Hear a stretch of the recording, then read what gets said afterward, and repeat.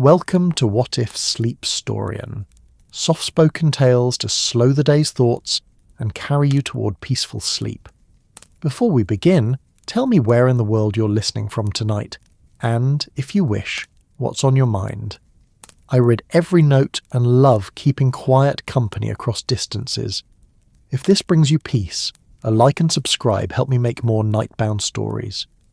Now, settle in, get comfortable, and breathe with me as we begin. The harbour water catches the last whisper of daylight, each gentle ripple holding onto silver like a secret too beautiful to release. Salt sweet air drifts through the weathered pilings of Cabot Cove's modest pier, carrying with it the day's final conversations between fishermen securing their lines and the eternal murmur of tide against hull. In this corner of Maine, where 1980s moves with the unhurried grace of centuries past, something catches the eye. A single lantern burning bright where no lantern should be, its amber glow painting mysteries across the darkening water. The evening settles over Cabot Cove Harbor like a familiar quilt, soft and worn at the edges, carrying the comfort of countless nights before. This small Maine fishing village has perfected the art of transition, the gentle handoff between day's industrious energy and night's contemplative embrace. The harbour itself serves as the town's beating heart, its rhythm measured not in minutes but in the eternal pulse of tide and weather, season and story. From the weathered planks of the main pier, the view stretches across water that seems to hold all the colours the sky has forgotten. Deep indigo bleeding into pewter, with threads of gold still clinging to the surface where the last rays of September sun refuse to surrender. 17 fishing boats rest at anchor, their white hulls ghostly in the gathering dusk, each one a familiar silhouette to anyone who calls this place home. The Miss Letty May, with her faded blue trim and the slight list to starboard she's carried for 15 years. The Sarah's Dream, newer than most but already wearing the honest scars of working waters. The Molly's Pride, oldest of the fleet, her paint telling stories of storms weathered and catches celebrated. These boats don't merely float, they breathe with the harbour's rhythm, rising and falling in a slow dance that speaks of tides older than memory. The sound is hypnotic, the gentle slap of water against fiberglass and wood, the soft creak of rope against cleat, the distant whisper of wind through rigging. It's a lullaby this town has hummed to itself for generations, a maritime melody that seeps into the bones of anyone who stays long enough to truly listen. The air itself tells stories here. Salt and seaweed mingle with the faint diesel perfume of working boats, while underneath runs the cleaner scent of pine from the forests that crowd close to the water's edge.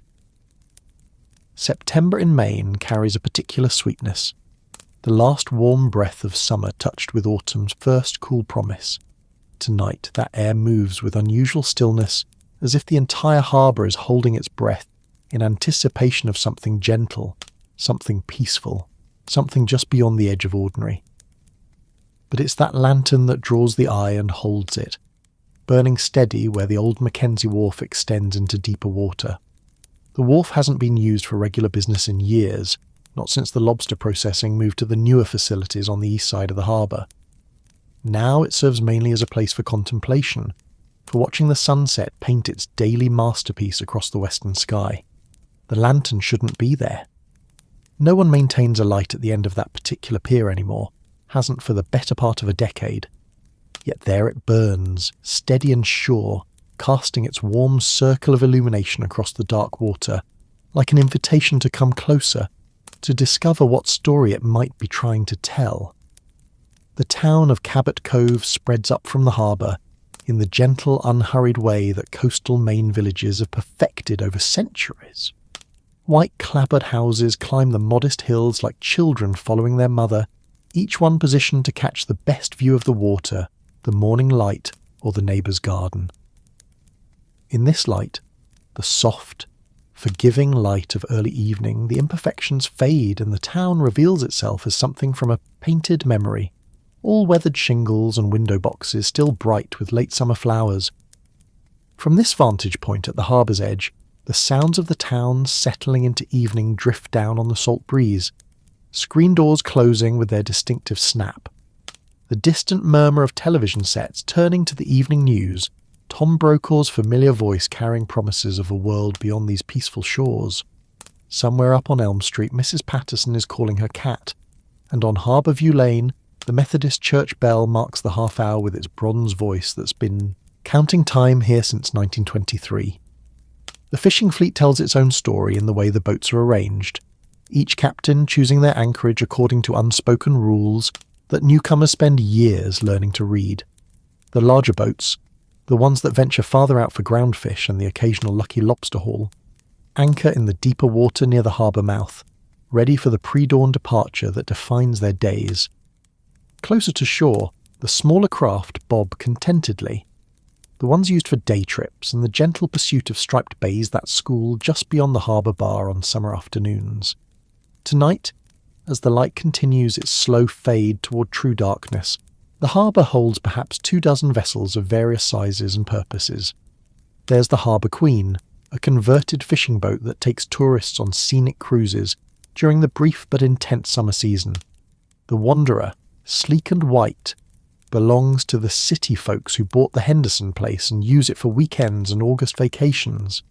A handful of small sailboats, their masts making gentle arcs against the star-beginning sky, owned by locals who've caught the sailing fever that sometimes afflicts those who spend their working hours on practical craft. But it's the working boats that give the harbour its character, its sense of purpose beyond mere prettiness. These boats carry the callouses and character of honest labour, their decks stained with the evidence of their daily purpose, their lines worn smooth by thousands of hauls, their engines tuned to the particular harmony that comes from careful maintenance and respectful use. In the morning, they'll head out to tend their traps, to work the fishing grounds that have sustained this community for generations. Tonight, they rest like tired workers, content in the knowledge of tasks completed, and tomorrow's work waiting patiently with the dawn. The tide is turning, that magical moment when the harbour holds its breath, and the water seems to pause in its eternal conversation with the shore. It's low tide approaching, and the harbour begins to reveal its secrets. The dark pilings that support the pier extending deeper into the water than most visitors ever realise. The rocky ledges that require local knowledge to navigate safely. The mudflats where clams burrow and shorebirds will come to feast when morning returns.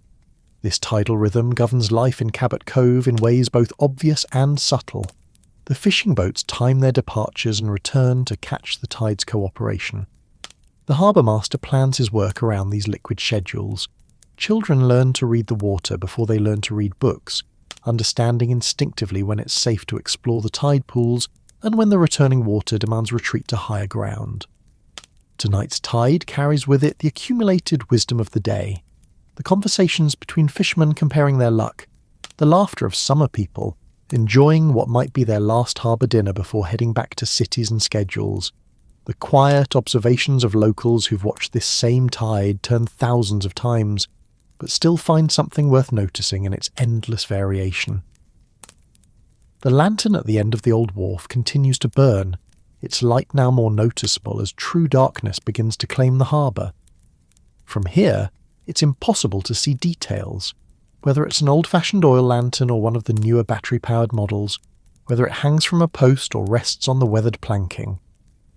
But its presence is unmistakable, a gentle beacon that seems to pulse with its own quiet purpose. Local knowledge might suggest several explanations for such a light. Perhaps someone is fishing from the end of the wharf, though the old-timers would say fishing is better from the rocks on the eastern shore. Maybe it's one of the summer people, drawn by the romance of a lantern-lit evening by the water. Or it could be something more practical. A light left to guide someone home, though no boat approaches through the harbour mouth as evening deepens into night. But explanations seem less important than the simple fact of the lantern's presence, the way it adds a note of mystery to what might otherwise be just another peaceful evening in a small coastal town. It suggests stories yet to be told, secrets gently held, the kind of small-town mysteries that resolve themselves not with drama, but with understanding, with the gentle revelation of human kindness or community care. As the harbour settles more deeply into evening's embrace, other lights begin to appear. The harbour master's office glows yellow through salt-stained windows. The Anchor Inn's porch lights come on, promising warmth and coffee to anyone who might need either. Up the hill, house windows bloom like flowers, each one a small story of evening routines, families gathering for dinner, televisions flickering to life, reading lamps creating pools of domestic comfort. The harbour itself continues its ancient conversation with the shore, the sound shifting subtly as the tide drops and exposes more of the rocky foundation upon which the town is built. Somewhere in the distance, a lobster boat's diesel engine coughs to life and then settles into a steady rumble. Someone heading out for night fishing, or perhaps just moving their boat to a better anchorage for the morning's departure. The fog bank that's been lurking on the horizon all afternoon seems to be gathering itself for a possible approach, though whether it will roll in with the night or dissipate before reaching shore remains to be seen. Maine fog has its own personality, its own schedule that defies prediction. Sometimes it announces itself hours in advance, building offshore like a grey wall before advancing with stately inevitability. Other times it arrives with surprising stealth, transforming a clear evening into something mysterious and muffled in a matter of minutes. Tonight, the fog holds its position, neither advancing nor retreating, as if it too is content to wait and watch, to let the evening unfold at its own gentle pace. Its presence adds depth to the horizon, a soft grey backdrop that makes the harbour seem even more intimate, more separate from the larger world beyond these protective shores. The stars are beginning to appear, tentative at first in the deepening sky, then with growing confidence as true darkness claims the harbour. Venus hangs bright above the western horizon, and the constellation of Perseus climbs steadily in the northeast. For those who know the night sky, the stars serve as another kind of clock, marking the passage of seasons and the rhythm of nights spent watching over harbours and home waters.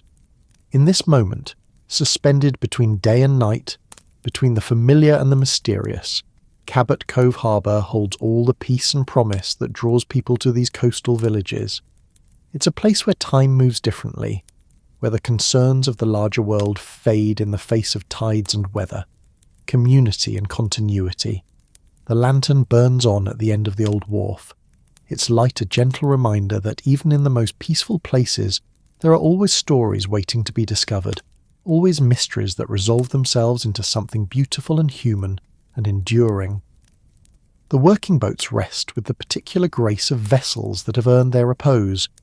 Each one tells a story in the way it sits in the water, the slight forward lean of Miss Letty May suggesting her eagerness for tomorrow's departure, the steady level posture of Sarah's dreams speaking of careful maintenance, and a captain who takes pride in proper trim.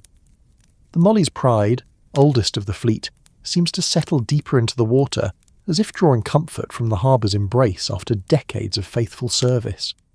These boats carry names that echo through the town's history like a gentle genealogy of the sea.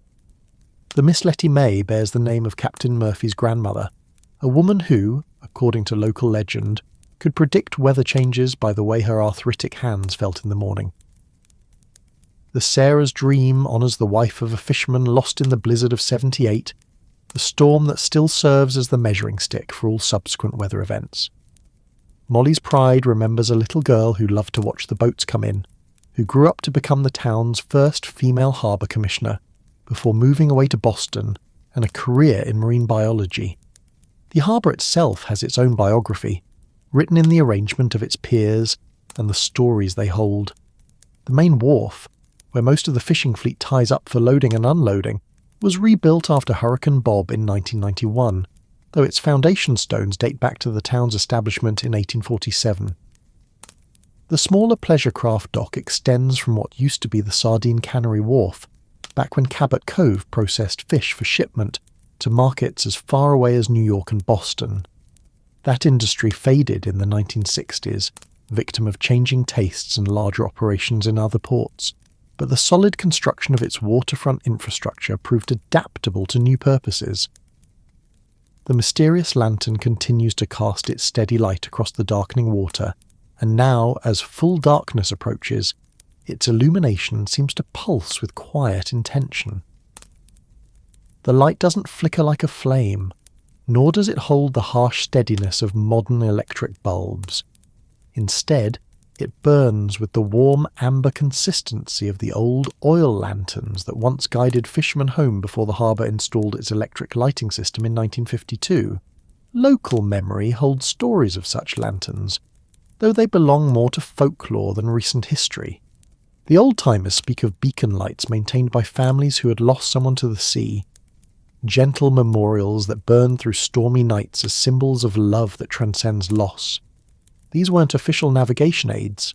The Coast Guard has always maintained the proper channel markers and harbour lights, but rather expressions of hope and remembrance that somehow made the harbour feel safer, more welcoming to boats finding their way home in difficult conditions. The town's relationship with the sea carries both reverence and resignation, the understanding that these waters give and take with equal measure. The harbour has witnessed celebrations and tragedies, record catches and lean seasons, storms that tested every line and clear, and calm days when the water lay so still it seemed like polished glass. Through it all, the community has maintained its maritime character, adapting to changes in fishing regulations and market conditions, while holding fast to the values that define coastal Maine life. Tonight, as the tide continues its gradual retreat, the harbour reveals more of its underwater topography. Rocky ledges that remain hidden at high tide begin to show themselves as dark shapes beneath the surface. The old lobster car, a submerged wooden trap used for holding live lobsters before shipping, emerges like a sleeping whale, its weathered timbers home now to sea anemones and small fish. These tidal revelations change the harbour's character twice daily, creating a landscape that's never quite the same from one low tide to the next. The approaching fog bank has decided to hold its position on the horizon, neither advancing nor retreating, creating a soft grey backdrop that makes the harbour feel even more intimate and enclosed. This fog serves as a reminder of Maine's maritime climate, where weather patterns can shift with startling swiftness, transforming a clear evening into something mysterious and navigation challenging within minutes.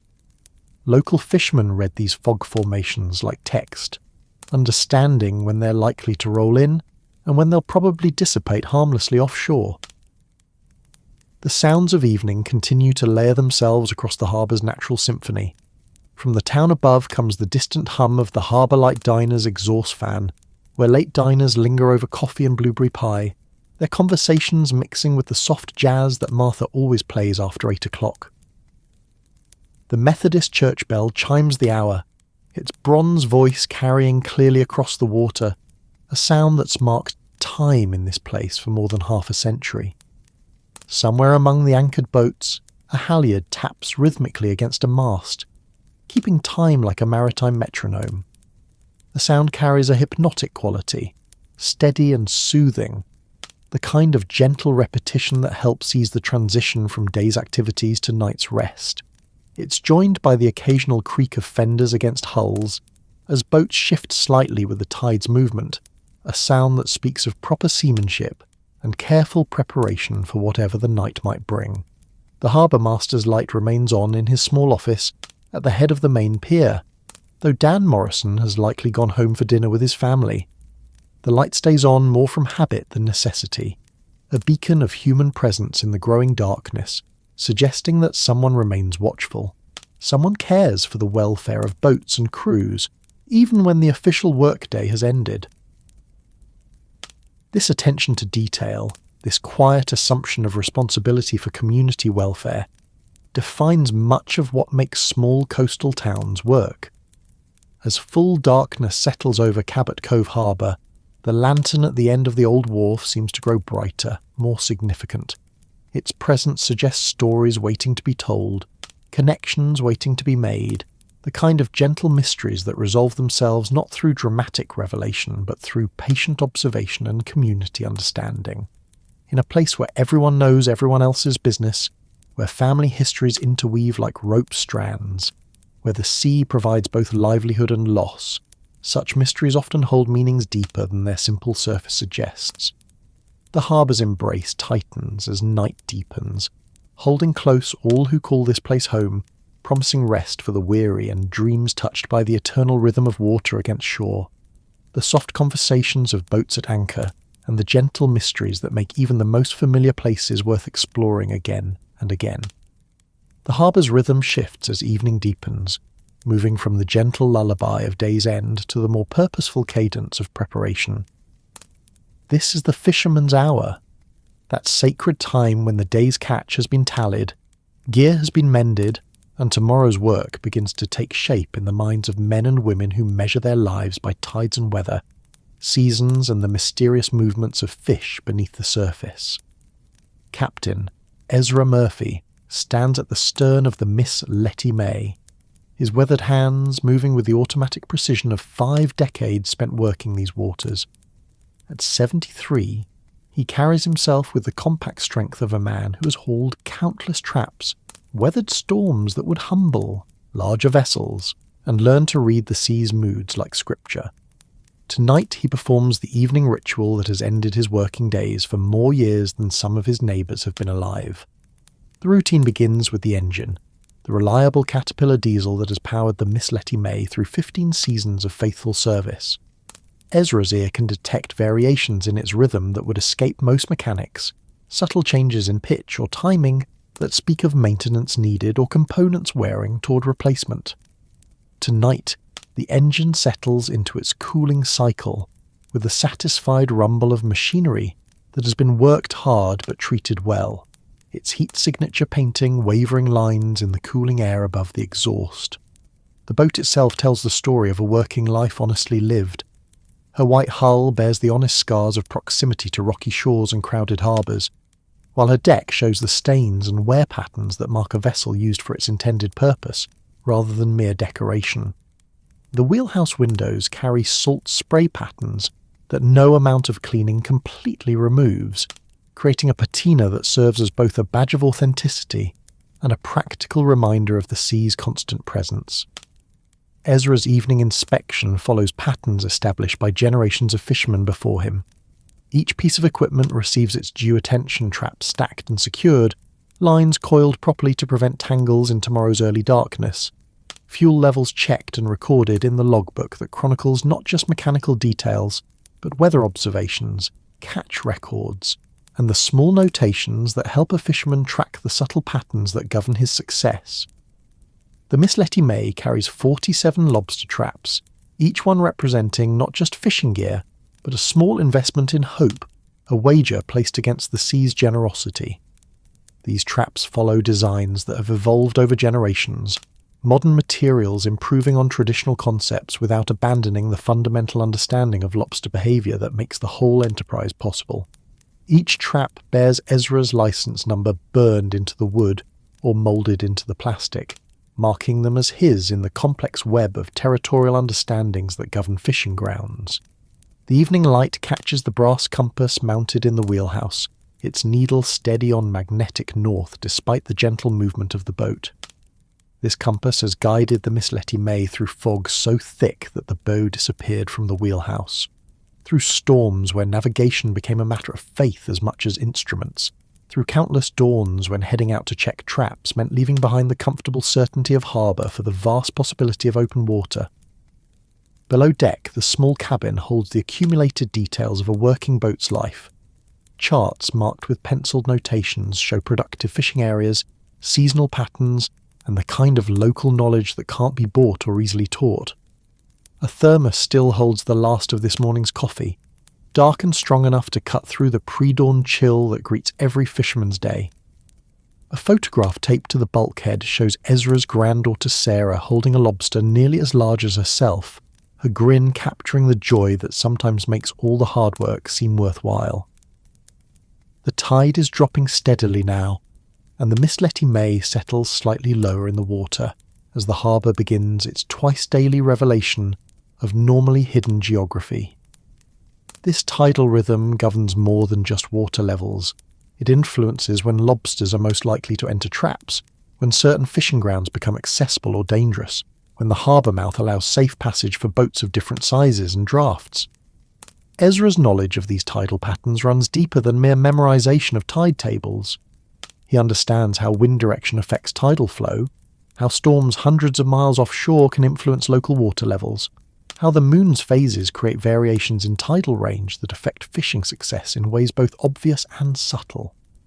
This understanding represents the accumulated wisdom of a lifetime spent in intimate conversation with natural forces that remain mysterious despite centuries of human effort to predict and control them. The sound of another diesel engine announces the return of the Sarah's Dream, Captain Bill Henderson's boat making its way through the harbour entrance.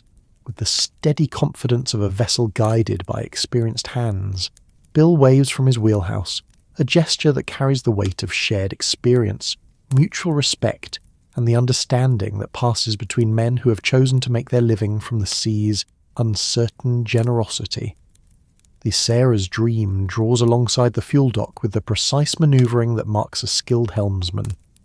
Bill's movements as he secures his lines and prepares for fueling show the same automatic competence that characterizes Ezra's evening routine, the muscle memory developed through thousands of similar dockings in conditions ranging from mirror calm to challenging weather that would test any mariner's skill. The conversation between the two captains follows familiar patterns, though the specific details change with each day's experience. Today's catch, tomorrow's weather prospects, observations about water temperature or baitfish movements, information that might seem casual to an outsider, but represents the kind of intelligence gathering that successful fishermen never cease.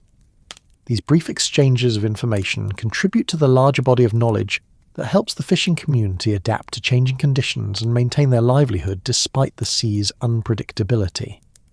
The fuel dock itself serves as an informal information exchange, a place where fishermen naturally gather to share observations and maintain the social connections that bind the community together. The dock's wooden planking carries the accumulated oil stains and wear patterns of decades of use, while the fuel pumps, though updated with modern safety features, maintain the solid utilitarian design that prioritizes function over appearance. Harbour Master Dan Morrison appears at the fuel dock, his presence serving multiple purposes: official oversight of harbour operations, informal conversation with the fishing fleet, and the kind of watchful care that characterises his approach to his responsibilities. Dan's knowledge of harbour conditions, boat maintenance and fishing operations makes him a valuable resource for both full-time fishermen and occasional recreational boaters who benefit from his experience and judgment. The conversation that develops between Ezra, Bill and Dan touches on subjects both mundane and significant.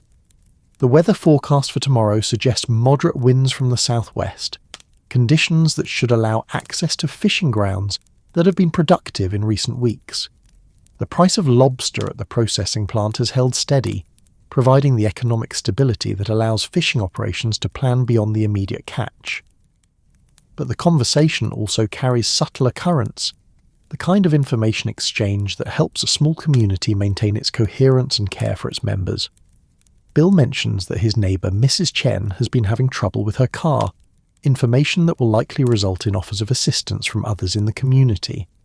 Dan notes that the harbour's main channel markers need attention, a maintenance task that affects everyone who uses these waters. As the men talk, their hands continue the automatic tasks that define their evening routines.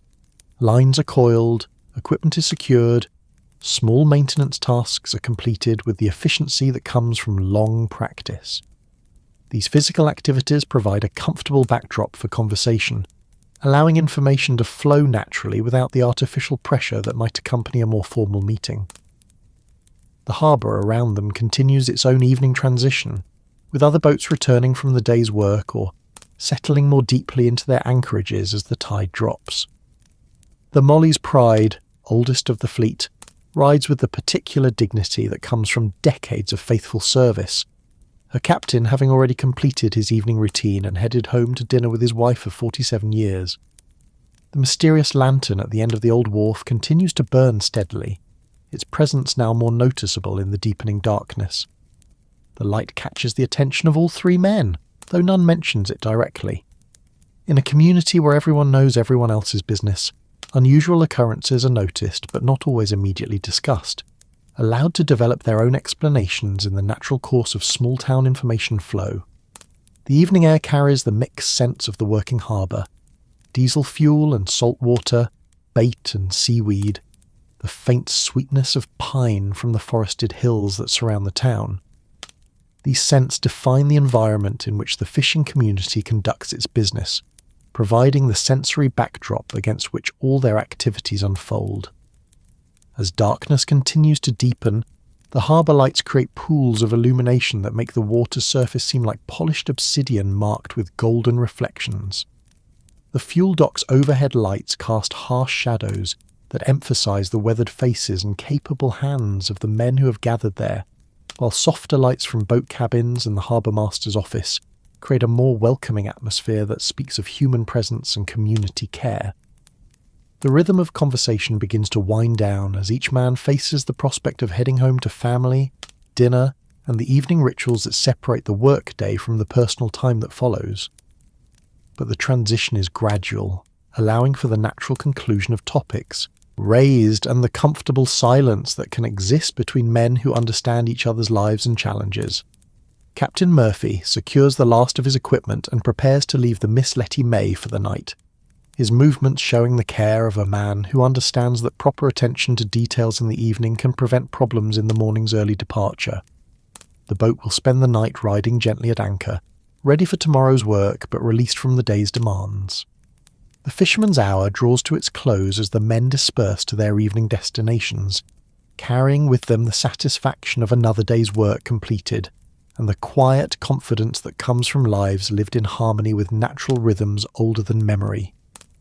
The harbour settles more deeply into its nighttime character, holding close the boats and memories of a community that has learned to find both livelihood and meaning in the eternal conversation between land and sea. The gentle slope of Main Street rises from the harbour like a story being told in architecture and time, each building holding its place in the narrative of a community that has learned to balance tradition with the quiet necessities of change. As evening settles over Cabot Cove, the heart of the town comes alive with the particular energy of a place where everyone knows everyone else's name, where businesses serve as community gathering spots as much as commercial enterprises, and where the rhythm of daily life follows patterns established by generations of neighbours who have learned to care for each other with the same attention they give to tides and weather. The Harbour Light Diner anchors the corner where Main Street meets Wharf Road, its neon sign casting a warm pink glow that has welcomed both locals and strangers since Martha Williamson's father first hung it in 1963. Tonight, as every night, the diner serves as the town's unofficial information centre, where conversations flow as freely as the coffee and where news travels faster than the evening tide. The windows glow with the comfortable yellow light of a place that understands its role in the community's daily life, where booth conversations range from fishing reports to family updates, from weather speculation to the gentle gossip that keeps small towns connected to themselves. Martha herself moves behind the counter with the efficient grace of a woman who has spent 37 years learning exactly how her neighbours like their coffee, their pie, and their conversation. At 59, she carries the accumulated wisdom of someone who has listened to thousands of stories, witnessed the cycles of joy and sorrow that define any community, and learned when to speak and when to simply refill a coffee cup and let silence do its work. Tonight she serves the last piece of blueberry pie to Bill Henderson, who stops by the diner every Tuesday after fueling his boat, a ritual that provides structure to his week and a few minutes of conversation that reminds him he's part of something larger than his solitary work on the water. The pie itself represents a small masterpiece of local tradition, made from wild blueberries picked on Mount Desert Island and prepared according to a recipe that Martha inherited from her grandmother, along with the cast iron pans and the understanding that some things shouldn't be changed simply because change is possible. The crust flakes with the proper delicacy, while the filling holds the concentrated sweetness of berries that have grown in Maine soil under Maine skies, carrying flavours that remind anyone who tastes them why people choose to stay in places like Cabot Cove, despite the economic challenges and isolation that small coastal towns inevitably face. The conversation at the counter flows around topics both immediate and eternal. Tonight's weather forecast suggests clear skies and light winds, conditions that will allow the fishing fleet to work the outer grounds where lobsters have been showing up in encouraging numbers. The price of bait fish has remained stable, providing the kind of economic predictability that allows fishermen to plan beyond the immediate catch. Mrs. Patterson's cat has finally returned from his latest adventure, ending 3 days of neighbourhood searches and the kind of communal concern that characterises places where everyone's troubles become everyone's business. But beneath these surface topics flows the deeper current of community attention to its own members. Martha notices that Tom Bradford, who runs the post office, has been looking tired lately, the kind of observation that will lead to offers of help, and the gentle inquiries that allow neighbours to care for each other without intruding on privacy. The Henderson boy has been accepted to the University of Maine, news that brings pride to a community that has watched him grow up, but also the bittersweet understanding that education often leads talented young people away from small towns, toward opportunities that don't exist in places like Cabot Cove. The post office itself, housed in a white clapboard building that has served the community since 1924, represents the kind of institution that provides both practical service and social connection. Tom Bradford has sorted mail here for 23 years, long enough to know which residents are expecting important news, which packages contain birthday gifts or care packages from distant relatives, and which letters arrive with a particular weight that suggests significant personal news. His knowledge of the community's mail patterns makes him an inadvertent keeper of secrets, a responsibility he handles with the discretion that small-town postal workers learn as part of their unofficial job description.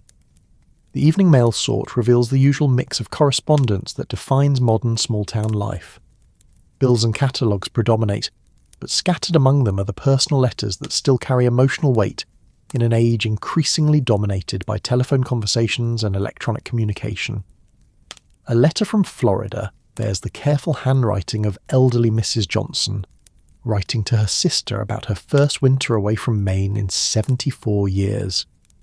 A package from Boston contains the mystery novel that Dr. Williams ordered from a catalogue, part of his evening reading routine that helps him wind down from the day's medical practice. Tom's knowledge of these patterns makes him a valuable resource for the community's informal communication network. He knows which families are expecting visits from distant relatives, which residents have been corresponding with potential romantic interests, and which households are dealing with the kind of personal challenges that neighbours should know about without being told directly. This information flows into the community's awareness through subtle channels, allowing help to be offered where it's needed, and celebrations to be shared when they're appropriate. The general store, housed in the building next to the post office, serves as another anchor point for community life.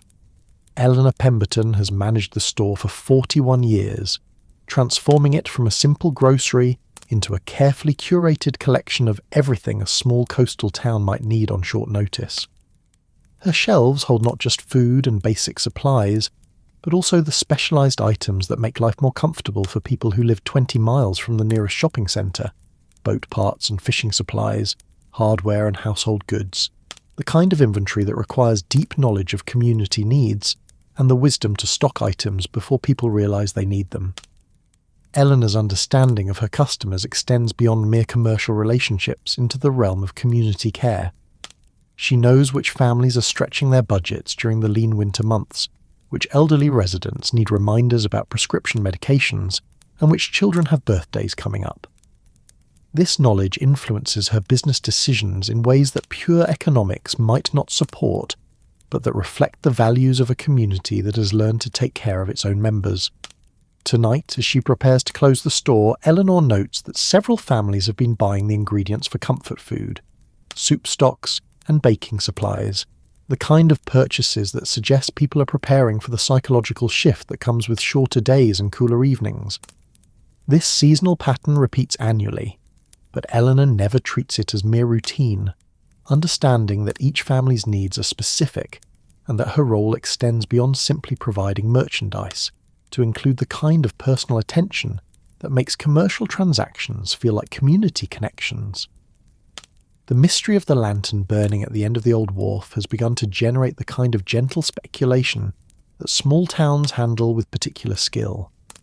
No one has investigated directly, but conversations in the diner and post office have established that no one claims responsibility for the light. This information creates a small puzzle that engages community interest without causing concern, the kind of benign mystery that adds interest to daily life without disrupting its fundamental patterns. Several theories have emerged from these casual investigations. Some suggest that one of the summer residents might have left the lantern as part of some romantic gesture, though the practicalities of such an explanation seem questionable, given that most of the seasonal residents have already returned to their city lives. Others propose that it might be related to some kind of memorial observance, though no one can recall a recent death or anniversary that would explain such a gesture. The most intriguing possibility, whispered with the kind of respectful speculation that accompanies discussion of local folklore, suggests connections to the old stories about Beacon, lights maintained by families who had lost someone to the sea. These tales, passed down through generations of coastal residents, speak of lanterns kept burning as symbols of love that transcends death, gentle memorials that provided comfort to the living while honouring the memory of those claimed by the ocean's vast indifference. Such stories carry particular resonance in a community where everyone understands the sea's dual nature as provider and taker, where fishing families live with the constant awareness that their livelihood depends on forces that remain fundamentally beyond human control. The ocean gives and takes with equal measure, providing the abundance that sustains the community, while occasionally claiming lives in ways that remind everyone of their dependence on grace and good fortune. As evening deepens into true night, Main Street assumes its quieter character, though the sense of community presence remains strong. Lights glow in windows above the commercial spaces, where apartments house some of the town's long-time residents. Mrs. Chen, who moved to Cabot Cove 15 years ago to escape the pressures of city life, tends her window garden while watching the harbour lights reflect on the water below. Her perspective as a relative newcomer provides a different view of community dynamics, one that appreciates tradition she didn't inherit but has chosen to embrace. The Methodist Church, its white steeple visible from anywhere in town, represents another anchor point for community life. Pastor Williams, now in his 12th year serving the congregation, has learned to balance his ministerial duties with the informal counselling that small-town clergy inevitably provide. His study window glows late into many evenings as he prepares sermons that address not just spiritual needs, but also the practical challenges of living in a place where economic opportunities are limited, and young people often leave to pursue careers that don't exist locally. The church itself has served the community since 1923, its simple architecture reflecting both the practical constraints of a small congregation and the aesthetic preferences of builders who understood that beauty doesn't require ostentation. The sanctuary holds memories of weddings and funerals, Christmas pageants and Easter services, the accumulated spiritual life of a community that has learned to find meaning in both celebration and sorrow. Tonight, as most evenings, a few members of the congregation gather in the church basement for the weekly quilting circle, an activity that serves multiple purposes beyond the creation of beautiful handwork. The quilting provides an opportunity for conversation and mutual support, a chance for women to share concerns and celebrations while their hands work on projects that will eventually provide warmth and comfort to community members who need them. The patterns they create reflect both traditional designs and personal innovations, each quilt telling a story in fabric and colour that captures something essential about the lives and experiences of its makers. Tonight they work on a wedding quilt for the Morrison girl, whose engagement to a fisherman from the neighbouring town of Bar Harbour has been the source of considerable community satisfaction. The quilt will carry forward traditions while acknowledging the new family connections that strengthen the bonds between coastal communities. The conversation around the quilting frame touches on subjects ranging from family news to community concerns, from seasonal preparations to the gentle speculation about local mysteries that keep small-town life interesting. The mysterious lantern receives its share of attention, with theories ranging from the practical to the romantically improbable, each possibility discussed with the kind of thorough consideration that such puzzles deserve. As the quilting circle concludes for the evening and members prepare to head home, the sense of community connection that characterises Main Street life reaches its quiet culmination. These women, ranging in age from 28 to 74, represent the continuity that allows small towns to maintain their character across generations, the willingness to participate in traditions that provide structure and meaning to daily life. The street itself settles into its nighttime rhythm as businesses close and residents retreat to their homes, but the sense of community presence remains strong. Windows glow with the warm light of family dinners and evening routines, while the harbour below continues its eternal conversation with the shore, providing the soundtrack against which all of Cabot Cove's human activities unfold as the quilting circle disperses into the gentle darkness, each woman carrying with her the satisfaction of shared work and community connection. Main Street assumes a different character own that speaks of evening routines and family life settling into its comfortable patterns. The streetlights, installed during the town's modest modernisation project in 1974, cast pools of yellow illumination that create intimate spaces along the sidewalk, each circle of light holding its own small story of evening activities and neighbourhood life. Dr. Samuel Williams makes his evening rounds, a practice he's maintained for 32 years of family medicine in Cabot Cove. His black bag, weathered but still serviceable, contains the basic tools of his trade along with a few specialised items that reflect the particular needs of a coastal community. Tonight's visits include a check on elderly Mr. Hartwell, whose arthritis flares with changes in barometric pressure, and a follow-up with the Peterson baby, whose colic has been keeping the entire household awake, but who seems to be responding well to the gentle remedies that work better than modern medicine sometimes admits. Dr. Williams' knowledge of the community extends far beyond medical charts and prescription records. He has delivered 3 generations of some families, witnessed the cycles of health and illness that define human experience, and learned to read the subtle signs that indicate when medical problems reflect deeper issues of loneliness, financial stress, or the kind of spiritual malaise that sometimes affects people living in isolated communities during the long winter months. His evening visits serve multiple purposes beyond immediate medical care. They provide reassurance to families dealing with health concerns, offer social contact to residents who might otherwise spend days without meaningful conversation, and maintain the kind of personal connection between doctor and patient that larger medical systems often struggle to preserve. These house calls, though not always strictly necessary from a medical standpoint, represent an investment in community health that encompasses both physical and emotional well-being. The pharmacy, housed in a narrow building that has served various commercial purposes since 1887, stays open until 8 o'clock to accommodate residents who need medications or advice after regular business hours. Carl Peterson, the pharmacist, combines professional pharmaceutical knowledge with the kind of practical wisdom that comes from 43 years of helping neighbours manage both chronic conditions and temporary ailments. His consultation area, separated from the main store by a curved glass partition, provides privacy for conversations about sensitive health matters, while maintaining the welcoming atmosphere that encourages people to seek help when they need it. Carl's understanding of prescription patterns makes him an inadvertent keeper of community health secrets, a responsibility he handles with the same discretion that Tom Bradford applies to mail patterns and Martha Williamson brings to diner conversations. He knows which families are dealing with serious chronic illnesses, which residents are struggling with depression or anxiety, and which elderly community members need gentle reminders about medication compliance. This knowledge flows into the community's informal care network through subtle channels, ensuring that help appears where it's needed without violating medical privacy. The hardware store, managed by brothers Frank and Joe Marconi since they returned from military service in Vietnam, serves as another anchor point for community life.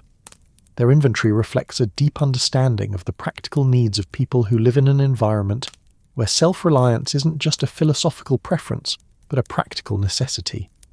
When winter storms knock out power lines or summer hurricanes damage roofs, residents need access to materials and expertise that can't wait for supplies to be ordered from distant suppliers. The Marconi brothers bring to their business the mechanical skills learned in military service, combined with the practical knowledge accumulated through decades of helping neighbours solve problems that range from simple household repairs to complex boat maintenance projects. Their workshop, located behind the main store, contains tools and equipment that make them valuable resources for community members who need everything from welding services to small engine repair. Tonight, as they prepare to close the store, Frank and Joe discuss the mysterious lantern that has captured community attention. Their professional perspectives suggest practical explanations. Perhaps someone is using the old wharf for night fishing and needs illumination for their activities, or maybe one of the seasonal residents installed the lantern for aesthetic reasons without informing anyone in town. But their speculation carries the same gentle curiosity that characterizes community discussion of any unexplained phenomenon, the understanding that mysteries often resolve themselves into stories that strengthen rather than threaten community bonds. The barbershop, where Eddie Sullivan has cut hair for 27 years, represents another institution that serves social functions extending far beyond its official purpose. The shop's 3 chairs, though only one remains in active use due to declining population, provide a gathering place for men who appreciate the ritual of professional grooming combined with the kind of conversation that flows naturally in spaces where talking isn't required, but often happens anyway. Eddie's knowledge of community life comes from the unique perspective of someone who has listened to thousands of hours of conversation while performing the intimate service of cutting hair. He has heard confessions and celebrations, witnessed the evolution of family problems and business concerns, and learned to provide the kind of sympathetic listening that helps people work through challenges that might seem overwhelming when faced alone. The conversations in the barbershop touch on subjects that men might not discuss in other contexts. Concerns about health problems, worries about children's futures, frustrations with economic pressures that make it increasingly difficult to maintain traditional ways of life in changing times. Eddie's role extends beyond mere haircutting to include the informal counselling that barbers have traditionally provided, the non-professional therapy that helps communities maintain their emotional health. Tonight's discussion includes speculation about lobster prices for the upcoming season, concern about proposed fishing regulations that might affect local operations, and the inevitable commentary on weather patterns that every coastal community follows with religious attention. The mysterious lantern receives its due consideration, with theories ranging from the practical to the fanciful, each possibility examined with the thoroughness that such puzzles deserve. The library, housed in the former Prescott Mansion since the family donated the building to the town in 1943, serves as both repository of knowledge and community gathering place. Librarian Margaret Foster has spent 18 years creating a collection that serves the diverse needs of a small town while maintaining the quiet atmosphere that makes libraries refuges from the pressures of daily life. Her evening hours, extending until 8 o'clock on Tuesday and Thursday nights, provide opportunities for residents who work during standard library hours to access books, periodicals, and the research resources that help them stay connected to the larger world. Margaret's understanding of community reading patterns reveals interests that might surprise outsiders who stereotype small coastal towns as intellectually limited. The mystery novel section sees heavy circulation, but so do books on history, biography, and current affairs. The periodical section includes everything from fishing industry publications to literary magazines, reflecting the diverse intellectual appetites of residents who have chosen to live in a place where entertainment often requires personal initiative rather than passive consumption. The library's role in community education extends beyond book lending to include adult education programs, children's reading groups, and the informal research assistance that Margaret provides to residents working on family genealogy projects or local history investigations. Her knowledge of local resources makes her valuable to researchers studying everything from fishing industry evolution to architectural history, while her connections with other libraries allow her to obtain materials that aren't available locally. Tonight, as Margaret prepares to close the library, she notices that several residents have been researching topics related to local maritime history, a pattern that might be coincidental, but could also reflect community interest in understanding the historical context for current events. The mysterious lantern has prompted some patrons to investigate stories about memorial lights and beacon traditions, research that adds depth to community speculation, while maintaining the respectful tone that characterizes discussion of potentially sensitive subjects. The evening mail delivery, completed by young David Chen during his after-school job, brings the day's final communication connections between Cabot Cove and the outside world. David's bicycle route covers the entire residential area of the town, making him familiar with the daily rhythms of families and the seasonal patterns that affect mail volumes and delivery schedules.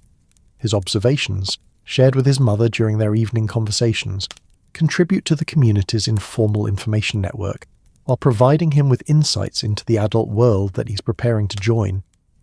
David's perspective as a teenager growing up in Cabot Cove includes both appreciation for the community's stability and security and awareness of the limitations that might affect his future choices. His academic performance suggests possibilities for college education, but like many young people in small coastal towns, he faces the challenge of deciding whether to pursue opportunities that might require leaving the place where he has grown up, or to find ways to build a meaningful adult life within the constraints and possibilities that Cabot Cove offers.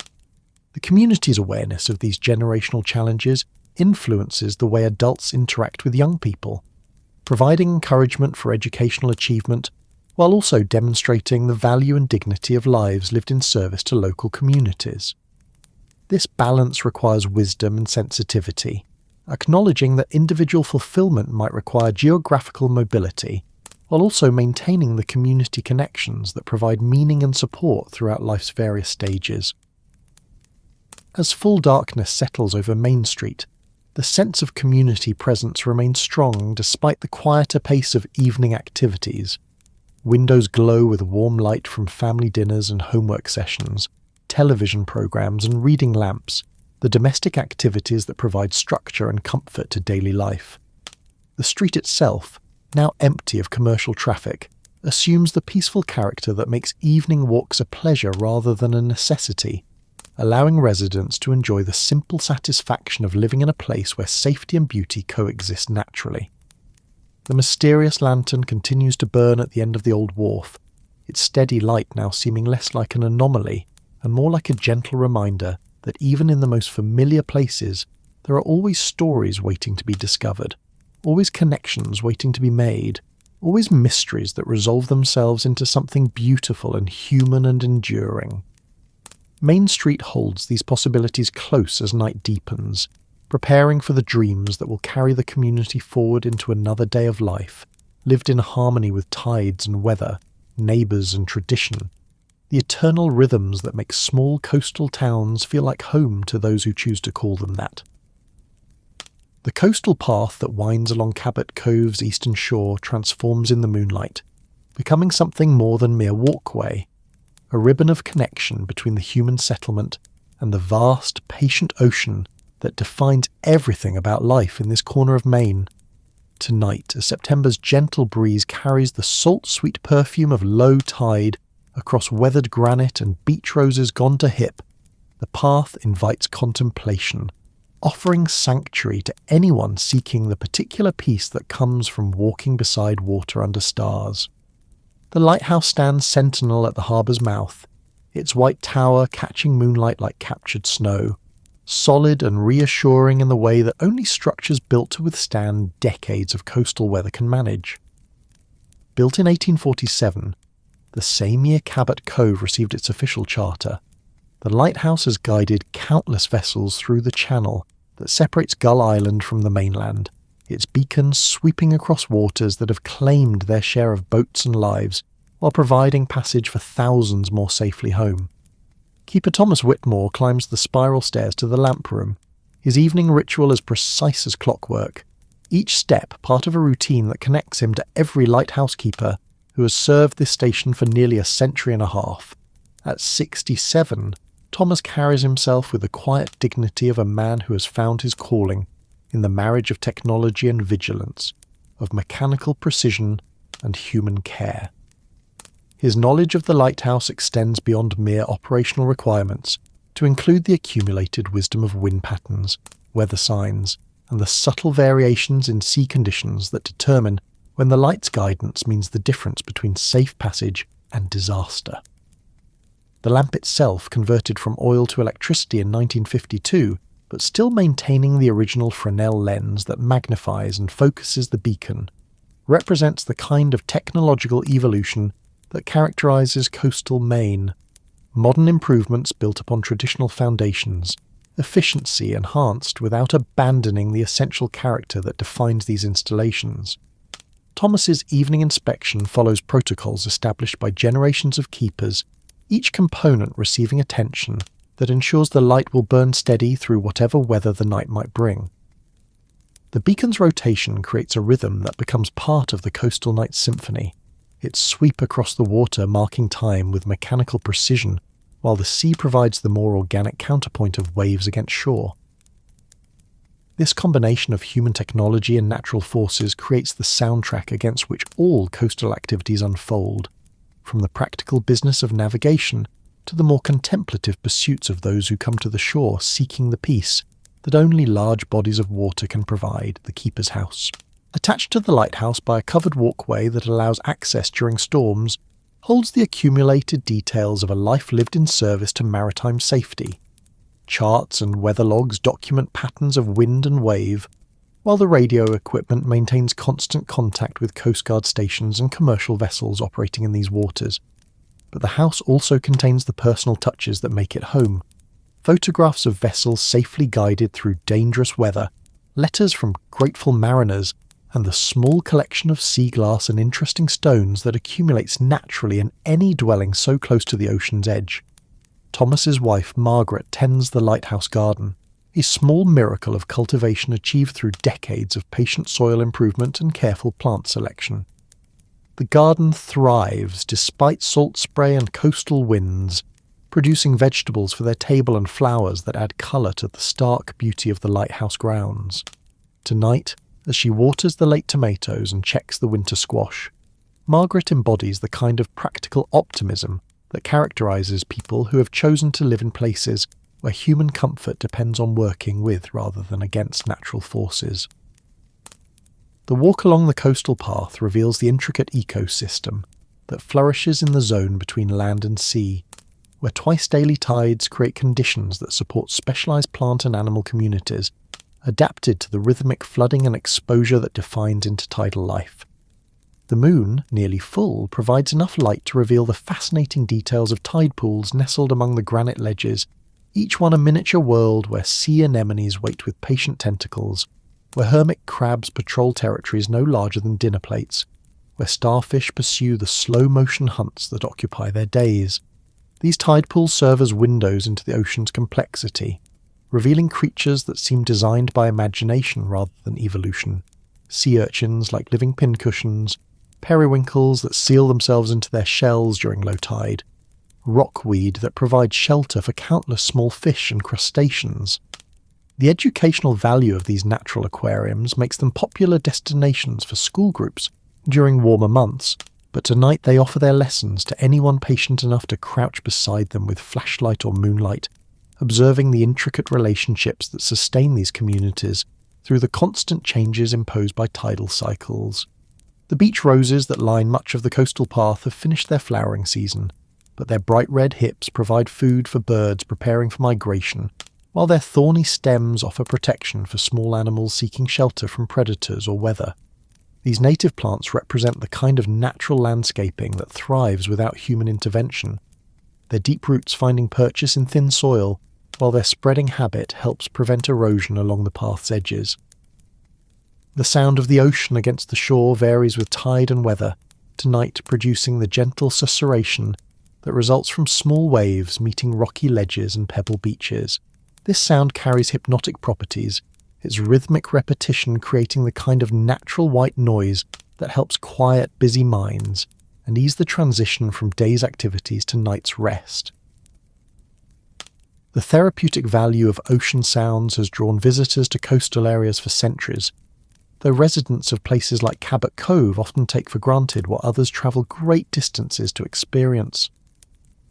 Harbour seals, common in these waters during full months, occasionally surface near the shore, their whiskered faces curious about human activities while maintaining the wariness that keeps them safe from both natural predators and well-meaning but potentially harmful human attention. These marine mammals represent one of the conservation success stories of recent decades, their population recovery following protection from commercial hunting, a reminder that proper management can restore natural populations when communities commit to long-term stewardship. The seal's presence adds life and movement to the coastal scene, their occasional splashes and brief appearances creating moments of connection between the human visitors to the shore and the wild creatures that make their living in the demanding environment where sea meets land. Watching seals requires patience and quiet observation, qualities that the coastal path naturally encourages in those who walk it, seeking the restorative powers that large bodies of water provide to human spirits stressed by the complexities of modern life. Along the path, weathered granite boulders provide natural seats for contemplation, their surfaces worn smooth by countless seasons of weather, while their mass offers the kind of solidity that makes them perfect resting places for walkers who want to pause and absorb the coastal atmosphere. These granite formations represent the geological foundation of coastal Maine, ancient rock worn and shaped by ice ages and countless years of wave action into the distinctive landscape that characterizes this region. The boulders hold warmth from the day's sunshine even after sunset, making them comfortable places to sit while watching moonlight transform familiar daytime vistas into something more mysterious and magical. From these natural seats, the view encompasses both the immediate details of intertidal life and the broader perspectives that remind observers of their place in the larger patterns of ocean and sky, weather and season, the cosmic forces that operate on scales both intimate and vast. Tonight, a discovery awaits along the path. An old leather journal, weathered but still intact, tucked into a natural shelter between two large granite slabs. The journal's presence suggests stories, connections to the community's past that might help explain present mysteries. Its position suggests intentional placement rather than accidental loss, as if someone wanted it to be found by the right person at the right time. The journal's covers show the effects of salt air and weather, but the binding remains sound and the pages, though yellowed, are still legible. The handwriting inside belongs to several different people, spanning decades of observations and reflections from those who have walked this same coastal path seeking the solace and inspiration that the meeting of land and sea provides. Some entries record practical observations about weather and tides, while others explore the more philosophical questions that large bodies of water seem to inspire in contemplative visitors. The earliest entries date to the 1940s, written in the careful script of someone educated in an era when penmanship was considered a mark of character. These early observations focus on the natural history of the area, notes about bird migration patterns, records of unusual weather events, descriptions of changes in local flora and fauna. But even these practical notations carry undertones of wonder and appreciation for the natural world's complexity and beauty. Later entries, spanning the decades through the 1970s, reveal different hands and perspectives, each contributor adding their own observations and reflections to the accumulated record.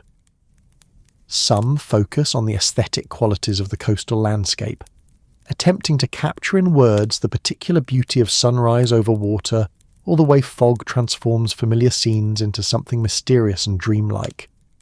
Others explore the emotional and spiritual responses that coastal environments evoke, the sense of perspective and peace that comes from contemplating forces larger than individual human concerns. The most recent entries, dating to the early 1980s, suggest connections to current events and community members, references to local families and businesses, observations about changes in the town's character, and comments about the challenges facing small coastal communities provide context that makes the journal feel less like a historical artifact and more like active communication between past and present observers of this special place. One entry, dated just 3 months ago, describes evening walks along the coastal path as a source of healing after personal loss. The writer mentions the comfort found in watching tide pools regenerate after storms, in observing the patient persistence of sea roses growing in thin soil, in finding solace in natural rhythms that continue regardless of human joy or sorrow. The entry concludes with a reference to leaving a light for those who might need guidance, words that suggest possible connections to the mysterious lantern that has captured community attention. The journal's discovery transforms the evening walk from mere recreation to something more significant, a connection to the accumulated wisdom and experience of others who have found sanctuary along these shores. Its presence suggests that the coastal path serves not just as a physical walkway, but as a spiritual corridor, a place where people come to work through life's challenges and find the perspective that proximity to vast natural forces can provide. The lighthouse beam continues its steady rotation, sweeping across water that reflects moonlight like scattered silver coins, its reliable presence a reminder of human commitment to safety and community care. The sound of small waves against rocky shores provides constant accompaniment to the evening's discoveries, while the salt breeze carries scents that speak of vast oceanic spaces and the mysterious life they support. As the walk along the coastal path draws toward its conclusion, the sense of sanctuary that these shores provide remains strong. The combination of natural beauty, historical continuity, and spiritual significance creates an environment where healing and reflection occur naturally, where the pressures of daily life fade in the face of forces both ancient and eternal. The journal's presence suggests that others have recognized and benefited from these qualities, contributing their own observations to the record of human response to one of nature's most powerful and inspiring settings. The mysterious lantern at the end of the old wharf becomes visible from the coastal path's highest point, its steady light now seeming less like an anomaly and more like a beacon, a contemporary addition to the long tradition of lights maintained by those who understand the sea's dual nature as both provider and threat. The journal's references to guidance and memorial suggest possible explanations that transform the mystery from mere curiosity to something more meaningful, a gesture that connects the present community to its maritime heritage, an ongoing commitment to caring for those who venture onto dangerous waters.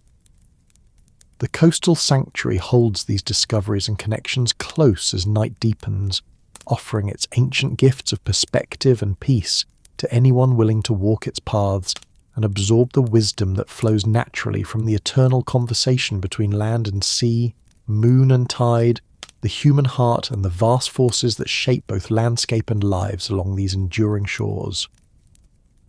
The Harbour Light Diner transforms as evening deepens, its afternoon role as community information centre, evolving into something more intimate and reflective. The booth conversations that earlier focused on practical matters of fishing reports and family updates now turn toward the stories that bind the community together, the shared memories and collective wisdom that pass from one generation to the next like carefully tended flames. Martha Williamson dims the overhead fluorescents, allowing the warm glow from individual table lamps to create pools of golden light that invite the kind of deeper conversation that emerges naturally when people feel safe enough to share the experiences that have shaped their understanding of life in this coastal place. Tonight, the diner's regular evening gathering includes Captain Ezra Murphy, whose presence brings the weight of 5 decades spent working these waters, and Eleanor Pemberton from the general store, whose 41 years of serving the community have given her insights into the patterns of human nature that manifest themselves in small towns where privacy is limited but acceptance runs deep. They're joined by Pastor Williams from the Methodist Church, whose ministerial training combines with natural empathy to make him a valued listener, and by Dr.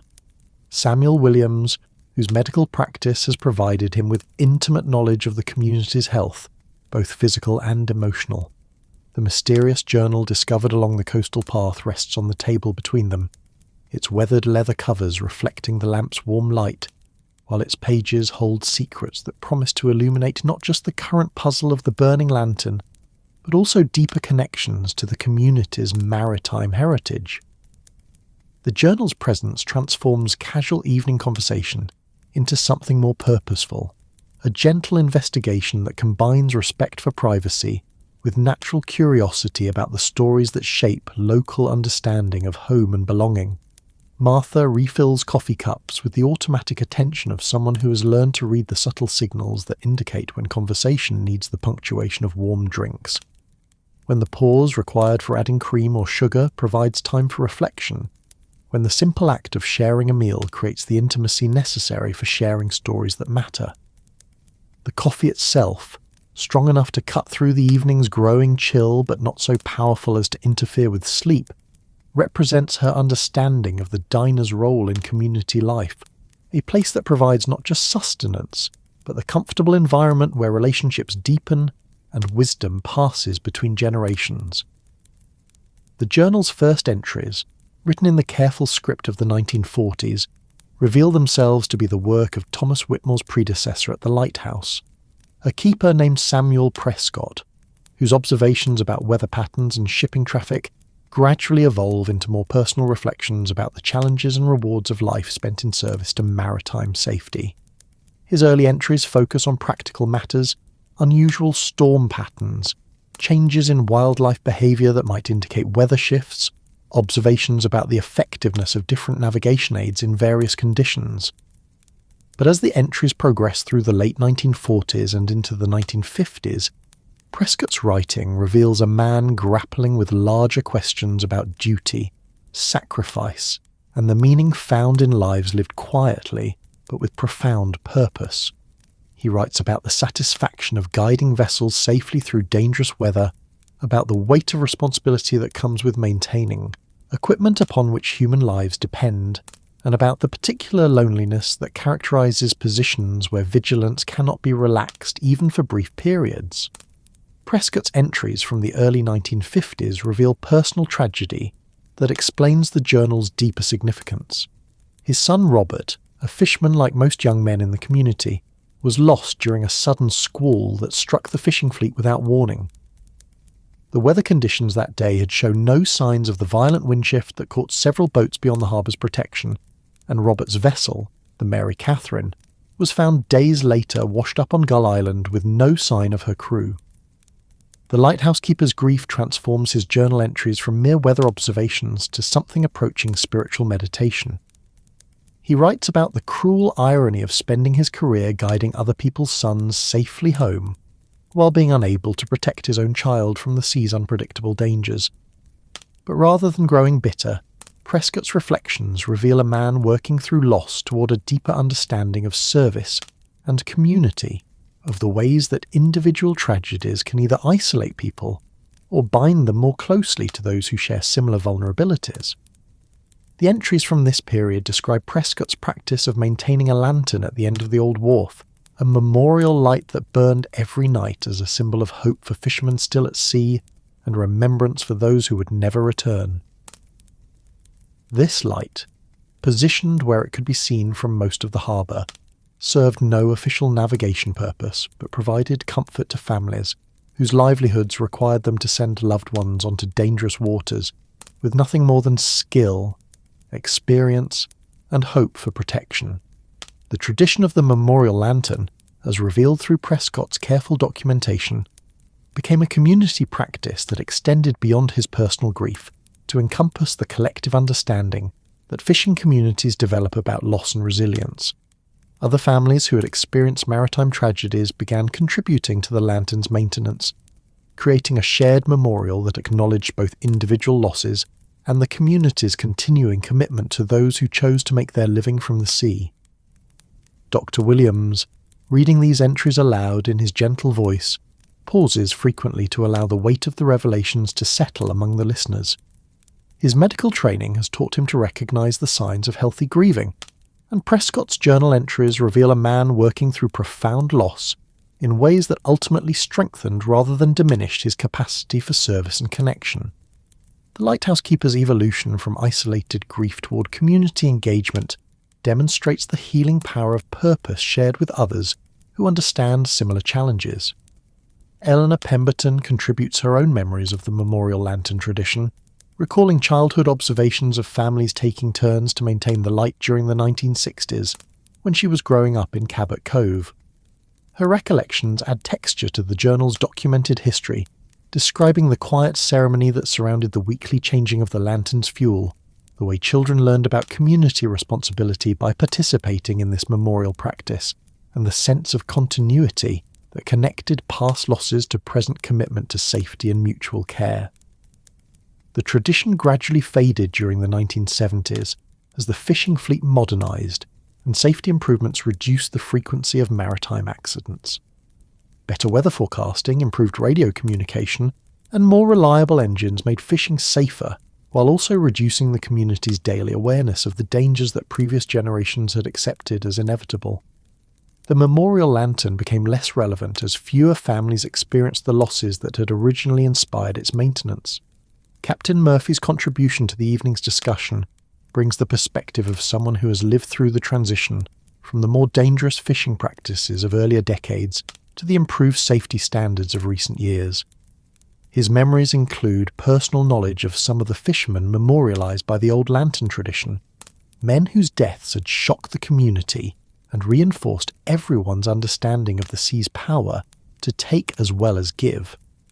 His stories reveal the complex relationship that fishing communities maintain with risk and safety, the understanding that absolute security is impossible in work that depends on natural forces, but that reasonable precautions and community support can reduce dangers while preserving the independence and self-reliance that define maritime culture. Murphy's perspective acknowledges both the improvements in fishing safety and the continuing reality that those who work on the water accept risks that land-based occupations rarely involve.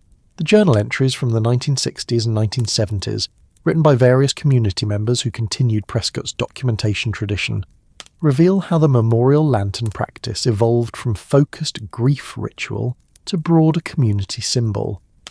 The light came to represent not just remembrance of those lost at sea, but also the community's ongoing commitment to supporting each other through all forms of hardship and challenge.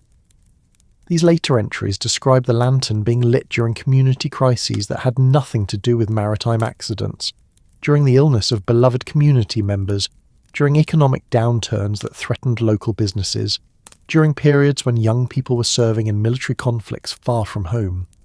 The light became a symbol of hope and solidarity that transcended its original purpose while maintaining its essential meaning as an expression of collective care and concern.